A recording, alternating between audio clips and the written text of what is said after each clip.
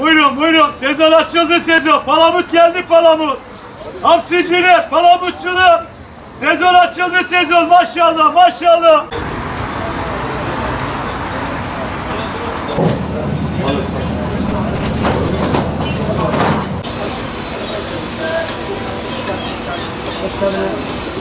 Ben geldi, canlı balıklar geldi. Olta balığı istavrit.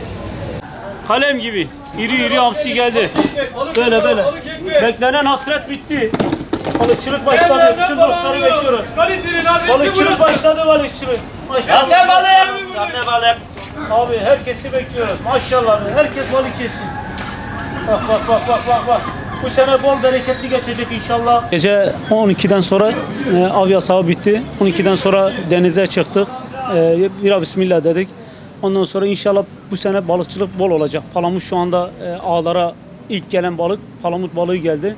Çok güzel palamutçuluk olacak. Arkasından güzel hamsi, istavrit, sarı kanat, çinekop, lüfer. Yani bu sene bol bereketli bir sene bekliyor bizi inşallah.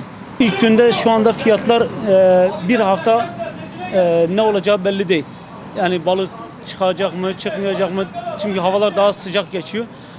Biraz havanın soğumasıyla birlikte balıkların fiyatı daha da düşecek.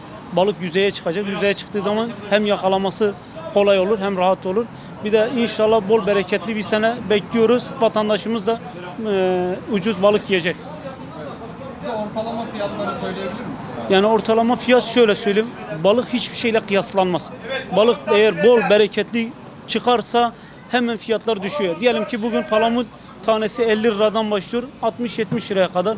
3-4 gün sonra 30-35 liraya kadar düşeceğini tahmin ediyoruz.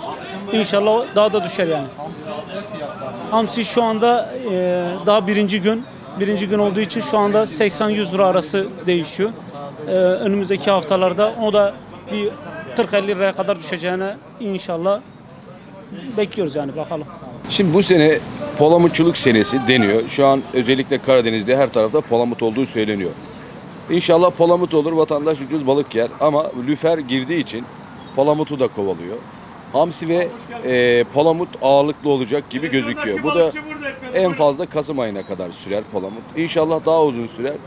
Palamut ve hamsi tezgahta olduğu zaman vatandaş daha ucuz balık yer. Bizim beklentimiz de palamutçuluk olsun. Lüfer balığını vatandaş bilmiyor. Lüfercilik olursa çok para kazanamayız biz esnaf olarak. Palamutçuluktan ve hamsiden. İnşallah bol palamut ve hamsi bekliyor. Çinekopçuluk da olabilir ama özellikle palamut ve hamsi bu sene çok olacağı söyleniyor.